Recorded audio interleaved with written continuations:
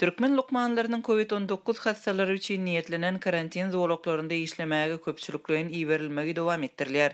Häkimetler bolsa ýurtda koronawirusyň bardygyny ikrar etmezligini, hilatyň we saglyk işgärleriniň arasynda keselin ýaýramagyna we ölüm derejesiniň ýokurlanmagyna üns bermezligini, şeýle hem saglyk işgärlerini goramak we olary işlemek üçin zerur serişdeleri bilen öpçün etmezligini dowam etdirýärler.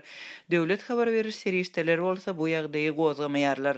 Lukmanlar şepagat uyalary we aratsaçylyk boýunça kömekçi işgärler COVID-19 hastalary üçin karantin zonalarynda işlemäge 2 hepdelik uğradylýarlar.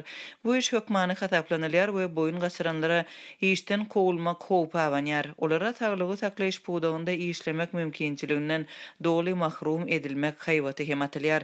Şol barakdyň özünde de karantinde işlemek saglyk töwekelçiligi bilen birlikde lukmançylyk işgärleri üçin goşmaça maliýet çykdyjylaryny hem döredýär.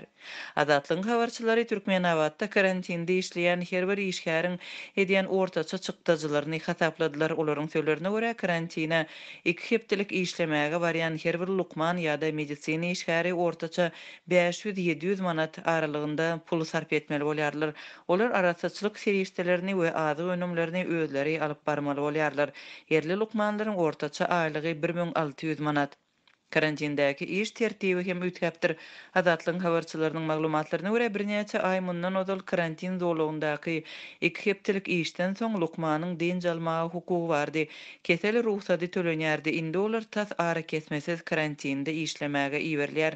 Köpüsiniň maşgalalaryny görmäge çagalary bilen bolmagy mümkinçiligi bolmaýar. Karantina iýerilmedikler işe çykmagy we ýowara gatnaşmagy borçly edilýär. Denan medisina işgäri 14 günlük karantindan soň bir gün diň jalypdyr. Ol ertesi 40 gradus yssyda günüň astynda koronawirusa garşy gorak eşiginde hastahananyň howlusyny zibil we çilim garyndylaryndan araslandygyny gürrüň berdi. Bu bir adam gıynamaklıktır. Dinç günü yok, kompensasiya yok, üstesine koronavirusdan goramak üçin niyetlenen kostyumda işlemeli bolýarlar diýip Azatlyň habarçysy 6 awgustda gürrüň berdi. Onuň sözlerine görä, karantinde işlemekden boyun gaçyrmagy az adam başarýar. Köplenç munyň üçin täsirli tanışlaryň kömegi ýa-da 1000 manat möçberli para kömek berýär. Liwap vilayatynda saglyk edaralarynyň ýol başçylary karantinde işlemekden ýüz öwrejek bolýan işgärlerine prokuratura arz etmek haýwatyna atýarlar. Hatabalynan koronavirusly ýagdaýlaryň ýokdugyny resmi derejede aýdan Türkmenistanyň häkimetleri ýurtda COVID-19 alamatly keseliň ýaýramagyny görmezlige salýarlar we bu ýagdaýa ýyratyň maska giymek we fiziki aralygy saklamak ýaly talaplary berjay edişine gözegçilik etmek şeýle hem köp sanly karantin zolaklaryny döretmek bilen reaksiýa görkezýärler. Azatlyň habarçylaryna we çeşmelerine görä karantinda hastalary bejermek we işgärleriň işlemek üçin elhenç şertler taklanýar. Häzirki wagtda lukmanlaryň we saglyk işgärleriniň arasynda COVID-19 keseli köpelýär. 4 awgustda Türkmenawatda diňe bir keselhanada birnäçe lukman we şepagat uýaty keselläpdir. Azatlyň habarçylarynyň sözlerine görä köp uğurly hastahanada 4 lukmanda 2 şepagat uýatynda we 4 sanitariýa işgärinde COVID-19 test arkaly tasdiklanypdyr. Koronavirus synaglary oňy netije görkezen medisina işgärleri şol bir keselhanada bejerge alýarlar.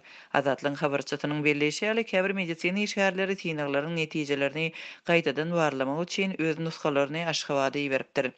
Synaglary koronawirusyň bardygyny görkezen lukmanlar şäheriň ýokynç keseller hastahanasynda geçirilen testleriň netijelerine inanmadylar we öz hasabyna nuskalaryny takside goşmaça barlygy üçin Aşgabatda iýerdiler diýip habarçymyz aýdýar. Häzirki wagtda saglyk işgärleri maskalar we ellikler ýaly infeksiýadan goraýan enjamlaryň ýeti ýetmezçiligini başdan geçirýärler. Mariýanyň vilayet keselhanalaryna lukmanlar saglyk ministrligi tarapyndan berilýän maskalaryň we ellikleriň hilinden nägile maskalarda gulaga ildirmek üçin ýüpler asla ýok ýa-da üzülüp durýar. Lukmanlar ýüp satyn alyp öz hasabyna tikmeli ýa-da tikinçilere tikdirmeli bolýarlar. Täze illikler hem ulanmagy yaramsaz gejek wagtyň derrew ýyrtylýar. Bu şertlerde koronavirus hastalary bilen işleýän lukmanlar goraksız galýarlar diýip Azatlyň Türkmenistandaky habarçysy aýtdy. Habarçylar saglyk işgärleriniň karantin zonalarynda işlemekden howatyrlanmagynyň sebäbiniň diňe bir infeksiýanyň ýokaşmak howpy we agyr şertler bilen çäklenmeýänligini aýdýarlar. Olar saglyk işärleriniň enjamlaryň we dermanlaryň ýetmezçiligi derarly özlerinde käte hastalaryň ölümine alaşsyz sin etmekden başga çäräniň galmaýanlygyny we şu sebäpden ruhy taýdan agyr ýagdaý başdan geçirmeli bolýanlygyny belleýärler. Covid-19 alamatly keseliň ýurtda ýaýramagyny resmi taýdan agdamaýan ýolbaşçylar bilen bir hatarda bu ýagdaý Türkmenistanyň döwlet medeniýeti hem gozgamaýar. Birnäçe hepdeniň dowamında Türkmenistanyň iratyna özlerini goramak baradaky duýduruşlar SMS arkaly iýerilýär. Häzirki wagtda yerli mobil operatoryň müşterilerine uzak aralygy saklamak, göne aragatdan çykdan gaça durmak we garry adamlara öýlerinden çykmazlyk maslahat berilýär.